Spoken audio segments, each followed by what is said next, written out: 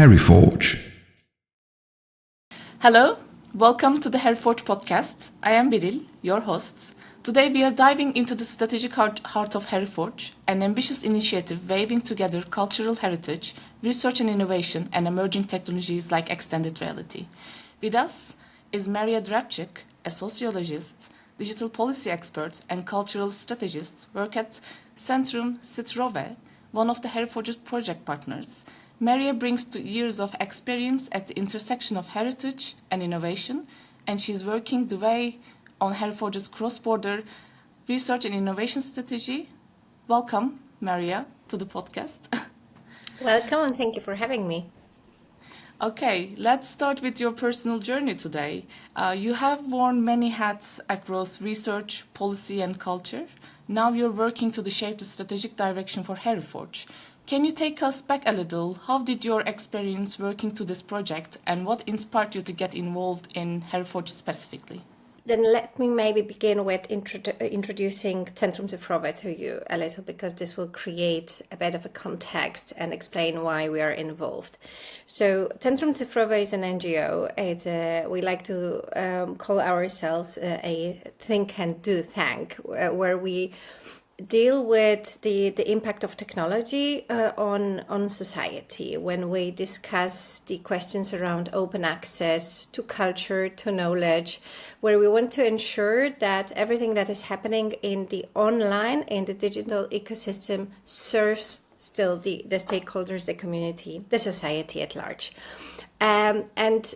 This means that we very often operate in intersections between different sectors in order to allow them to be in dialogue, to understand each other, in order to stay connected, because the digital brings this maybe no longer new, because it's been with us for some time, yet still challenging expertise and a set of skills that you need to operate, especially when you come from heritage or cultural circle, when you're rooted in this institutional background. Same for academia. And then our role is, this is how we understand it, is to embrace the technology and empower those institutions, mission-oriented, very often mission-oriented institutions, to be able to use them in a right, responsible and innovative way. And the other thing, the other leg, is to use the knowledge that we have and the discussions or the insights from the institutions we work with to influence, to impact the regulations that then shape the ecosystem in which all of the stakeholders operate. And I think, in short, this is why we're involved in Heriforge, because we like to make those connections between different partners, different stakeholders, in order to achieve one goal and build on the expertise, diverse expertise that are in those sectors. And then we also want to shape the ecosystem in a way that we believe is right. Excellent. Maybe you can also talk a bit about your experiences and your background as well, and how did you get involved into the Heriforge specifically? Okay. So I'm a sociologist by training, so to say, but for many years I've been working in the cultural heritage sector, working for one of the Polish national institutions, a audiovisual archive, focusing on the use and reuse side of archives. That was before I joined Centrum. But this experience showed me how relevant it is to build connections, how relevant it is to work with different partners, bringing in expertise from different fields. And this is also what we've been trying to do. And we started, for example, collaborating with research partners and tech partners. And this is the Polish Supercomputing Centrum in Poznań. And this is the Digital Humanities team at the Polish Academy of Science. Both one of the key partners in Heriforge. And through our collaborations with them, we got into the project. And this is also what to me shows the value of these collaborations, that from networking, from simply being in each other's loop, you end up working together on something that I believe it's very much needed and has a great potential. I really love to see naturally evolved partnerships rather than just like a forced collaboration for the project. Absolutely. And you have built this connection and trust among the institutions, and I think it's very valuable. Thank you for sharing this. The next question is, one of the key roles in Hereford is designing the framework for cross-border and cross-sectoral collaboration, a pretty foundational piece for the entire project. From your perspective, why is building this kind of strategic framework so vital now, especially when we talk about innovation in the cultural heritage fields across Europe? So what does truly collaborative European strategy actually looks like in practice? That's an excellent question, and I think this is really the baseline for Hereford when we look at it. So maybe I will start with saying that Hereford also to us is an adventure when it comes to the partnership. We've never worked before with expert colleagues from Turkey and Cyprus. And this is already has proven really an exciting journey where we also learn about those different perspectives. So already an added value when it comes to cross-border collaboration. And I think us in Hereford ourselves, we serve as an example of how to build this kind of ecosystem in order to make it work. Because we all also come from different backgrounds, different perspectives, which I think is a kind of, it's what makes it all work in the end, because we have this experience. And I think the ambition and the goal is to translate this into the frameworks of the hubs that we are building now, and in order to make it work, because you need those different set of knowledge and skills and operational modes. You need to have those different perspectives in order to be able to achieve the most. And this to me is key when it comes to innovative projects. So innovation will never happen when you are closed in your own bubble, and it is comfortable. But change doesn't happen when something is comfortable. You need to get out there, you need to get out of your comfort zone, and you need to collaborate, you need to be in dialogue. I'm going to use work dialogue a lot today. So this is what is crucial, and it is still not there. We talk about this a lot, like how these collaborations, these participatory practices or collaboration practices need to be integrated. But I feel that very often professionals in different fields, and here we are focusing on the GLAM sector, so galleries, libraries, archives, museums, then tech suppliers dealing with emerging technologies, and our focus is also wide, and then the researchers. And I also believe that their input is super relevant. Plus, policymakers, we also want to we want to also influence the regulations so that they really serve the purpose, so that they enable the GLAM institutions to do their magic in the digital realm, but also empower SMEs to operate and to collaborate and to see the heritage sector as one of their sectors, of one of their potential partners. And the research and the researchers, the academia, they kind of provide the backbone to it. They show insights, they provide us with data and also innovative solutions. So we are operating in this triangle, and we want to, as Hereford, but we want to convey this triangle further into the frameworks that we are building. And I think that this is really, how to put this, we still need those intersections, we still need those connections, because we see that kind of the potential of GLAM and the data and the content that GLAM has is not being fully used by the creative sectors, by tech partners. The collaboration between business partners, technology developers, and GLAM is still a challenge because of the two different languages that they speak. And there is a difficulty to simply to connect and to understand each other. So I really hope that those spaces that we create in Poland, Cyprus, and Turkey will provide this space for dialogue and understanding and intersection, so that there is a kind of a place where when you're interested, or maybe even if you're still not, you don't know that you're interested in collaborating, that there will be a space that will show you the potential and the ways forward in order to make it happen.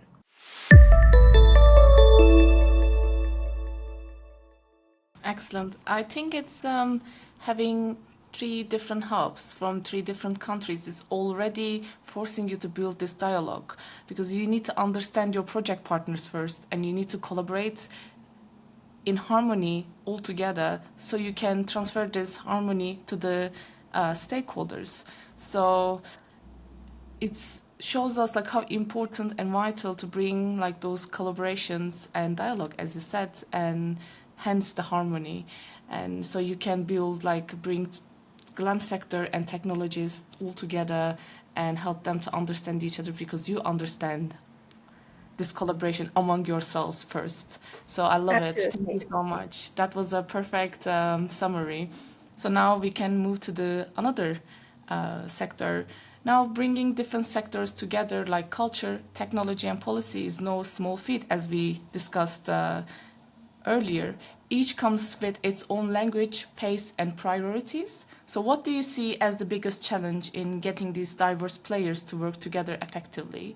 And what do we prepare people, whether it's institutions or innovators, with the right skills to collaborate meaningfully in this kind of space? So to me, the biggest challenge is to create interest between those different sectors to start working together.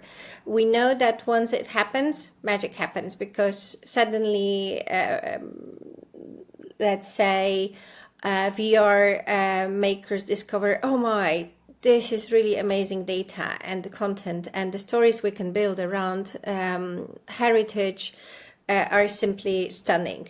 But they first need to know that that this data is available, and the data is also not always available. So, but this is a different topic. Same from the GLAM perspective. It has to be this appetite for trying out something new, for reaching out and testing, experimenting with new technologies. And sometimes this is also a challenge for many reasons. Not only skills, not only this mindset, but also funding, limitations, etc., etc. But to me, I think this awareness that this potential exists, this is a key challenge, to create it simply. So that would be one. Then the other thing, you said it yourself, is language. So to be able to understand each other and to be able to collaborate. You said it yourself, and I think that was very much to the point. The priorities are different. One party is running an institution that is publicly funded in many or most of the cases. Others are running a private company, and they need to simply provide for themselves. So the ambition is different, the priorities are different. But I think very often the passion is the same, and this eagerness to creating something new, something beneficial, something interesting, something inspiring. I think there is a way out, but we need to create space for this connection. When we are talking about bringing people together and connection and, simply having a dialogue, seems like a very simple answer to the questions, but it's actually, we are seeing in Hereford how difficult and requires a meticulous work to work on. So these are not just like a simple words that you're talking. I know from a first hand how meticulously you're working, like, knitting something. You're basically knitting an entire piece of art and bringing stakeholders together, analyzing it and seeing whether it's fits into that gorgeous pattern. So thank you for sharing your insights on that. And what I find fascinating is that this strategy you're building isn't just a static document, as I said, like you're knitting. It evolves, and each layer is a different pattern. And the hubs begin to operating, open calls go out, and the collaboration takes shape. You're redefining the approach in real time. So how you're planning to gather insight from all these moving parts? How do those insights feed back into the strategy and shape something truly impactful and lasting? I think it's our one of our main tasks is also to listen. So to listen to the stakeholders, the people that we want to involve. You said it yourself. It's difficult to get them in, to kind of onboard them, to persuade them to dedicate their time. Everyone is super busy in all of these sectors, and we want them in. So we need to show the value. So and then we also need to, as I said, listen and understand what their needs are. And these will be changing. They will be dynamically changing, because if you look at the technology and AI, but not only AI, or through AI, everything is simply rushing, and each day brings new innovations or tools that we can use and in our projects, which is great. But also, this has to be done in a specific matter, in a responsible matter. I think this is also one of the factors that is super relevant for the GLAM institutions. Question around quality, the question about safety, questions about ownership and respect. So these are the ones that kind of guide the culture sector and the heritage sector. So I would say what needs to happen in the frameworks that we are building, we need to offer not only space for dialogue, but also capacity building opportunities. So that, and then of course we evaluate these, and we remain in touch, we remain connected, and we also align the capacity building opportunities to the needs of the stakeholders that we want to involve. And I think through these smaller actions and the exchange of knowledge and knowledge sharing, we will be able to build trust and hopefully also a sustainable relationship with all the stakeholders. And of course the needs will differ. Like for GLAM, it has to be capacity building, maybe delivered by the tech partners around technology and use of technology. For everyone, I believe these are questions about ethical use of tech. It's about ownership, so copyright, intellectual property. For SMEs, for tech partners, tech developers, it will be more about the potential of showing the potential of GLAM data, right? And how, and the kind of the ways of using it. And can be also about soft skills. It can be like this, in order to be able in dialogue in the first place, right? So the word keeps coming back. But I would say that we need to, in the frameworks, in the hubs we're building, we just need to keep being agile and keep listening and keep responding to the current needs. And as we said, they are changing at an impressively rapid speed. Thank you, Maria. It was very insightful as well. And it's good to know that there will be some capacity buildings and there will be some funding opportunities will come up in the future. And so stay tuned, everyone, whoever listens this at the moment. And to wrap up, I want to zoom out a bit. And Heriforge is deeply rooted in the idea of responsible reuse of cultural heritage through technology. But what does it mean to you? In a world of fast innovation and immersive tools, how do we make sure we are not just reusing the past, but honoring it, learning from it, and maybe even reimagining it responsibly? An extremely relevant question these days. We at Centrum, we've been brought to life, the organization, to kind of represent openness. But 10 years ago, the openness of data, of content, meant something different than today. Indeed, like as you said, the the impact of technology, but not only technology, the openness leading to use and reuse of content, given where we are currently in terms of different threats and disinformation and misinformation and misuse of data became a super relevant factor. So what it means to me now, so I still very much believe in openness and allowing to build on the past and learn from it. But indeed, we need to do it in a respectful and a responsible way and an ethical way. There is a term that I like a lot. It's called data biography. It means that every data created comes with its context, right? There is someone created it, someone shared it for a specific reason or put it together for a specific reason. And we need to understand the context better to be able to use it in a proper way, because otherwise we might hurt someone, we might use something that should not be in the open anymore. So even though it is open, we need to kind of add this component of understanding what and why we're using. The second thing is technology and AI these days, of course. So we need to understand how the tool, still a tool, I think, to me, works, and what happens with the data that we are putting in, and what happens with the data that we are taking out from it. So how we are using it. So again, ethical use of data, again, questions about copyright and so intellectual property, ownership. These are, I think, these have become more and more relevant than before, even so. So because they are kind of a part of a bigger discussion these days. More can happen with the data. The technology, which is amazing and can really support when you look at the archives and the discoverability, searchability, how technology can enable access to knowledge that we have in the data.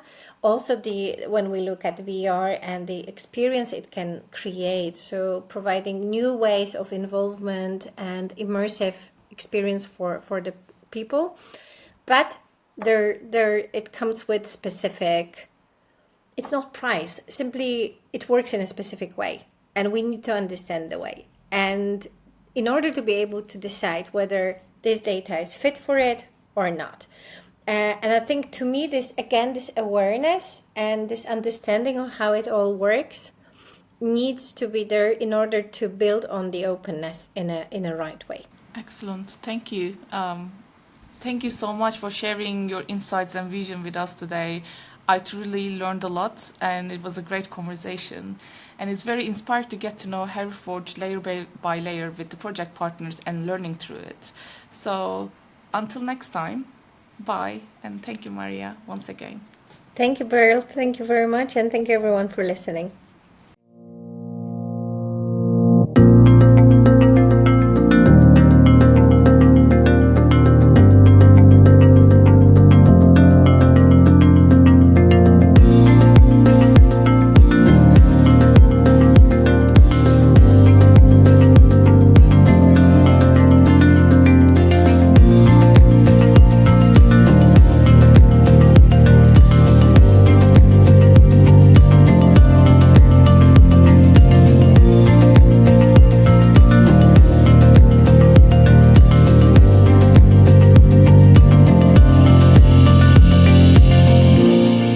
Go beyond now with Hereford.